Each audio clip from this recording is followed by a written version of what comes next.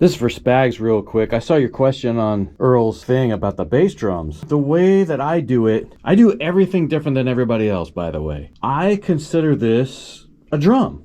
A lot of people think of a bass drum as a different type of drum. And they make this side, this is the Rezo side, they make it super, super loose and make the other side as loose as they can. Then they just shove a pillow in it, touching both heads. I don't do that.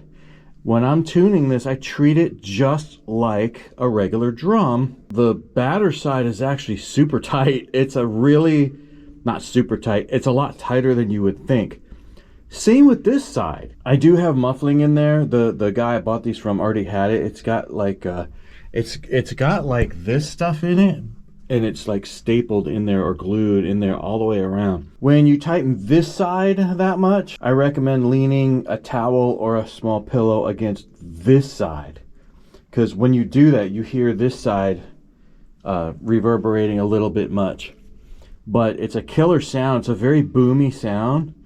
We have done before where we took this side.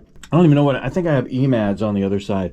Aquarian's Super Kick 2s are actually good too for batter side. But let's talk about this side for a second.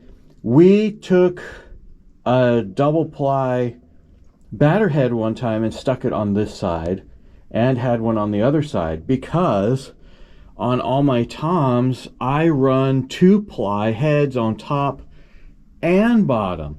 Most guys run a single ply on the bottom and a double ply on top. I'm running 2 and 2. It's a more boomy, it gives it more reverberation because it's so thick. It goes boom. And it's it's interesting. We did that once with a bass drum, and it was on a Tama Rockstar, and it was outstanding. It was like a cannon inside the house. It was like boom, boom. And then we put the microphone right in front because it didn't have a port. And we put the microphone right in front. And it sounds, you know, on the microphone, it sounds just like this does. But then on the room mic, you can hear the boom. But it was so like, people were like, how'd you do that? I'm like, you got to think unconventionally. So I treat it like a regular drum. I tune it like a regular drum.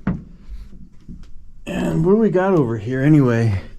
These are Evans EMADs. And the reason why I got these is because, I don't know if you can see, this is why I don't have a foot microphone yet, a camera yet. This foam ring pops out. This is like a holder, and there's a foam ring in here, and it comes out to here.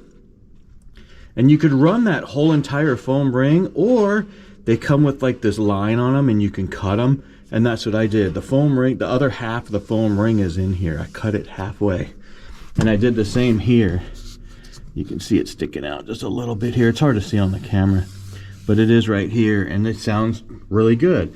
Now these are triggered, but I still tune my drums anyway. I make sure they're tuned.